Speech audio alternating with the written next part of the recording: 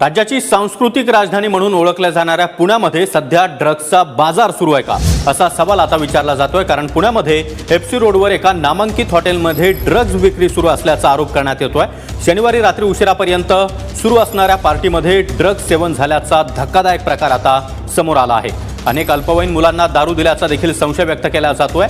कल्याणनगर अपघात प्रकरणानंतर पुण्यातील अजून एक धक्कादायक प्रकार आता समोर आला आहे। एका नामांकित हॉटेलमध्ये शनिवारी रात्री उशिरापर्यंत पार्टी सुरू होती आणि त्याच हॉटेलमध्ये बाथरूममध्ये अशा प्रकारे अल्पवयीन मुलं ड्रग्स सेवन करतानाचा व्हिडिओ आता चांगलाच व्हायरल होतोय।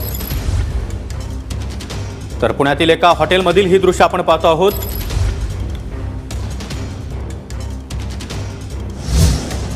तर ड्रग्स प्रकरणाला शंभूराज देसाईंचा अभय असल्याचा आरोप काँग्रेसचे नेते आणि आमदार रवींद्र धंगेकर यांनी केला। देसाई नव्हे तर कसाई, धंगेकरांनी ड्रग्स प्रकरणामध्ये देसाई यांच्यावर जोरदार हल्ला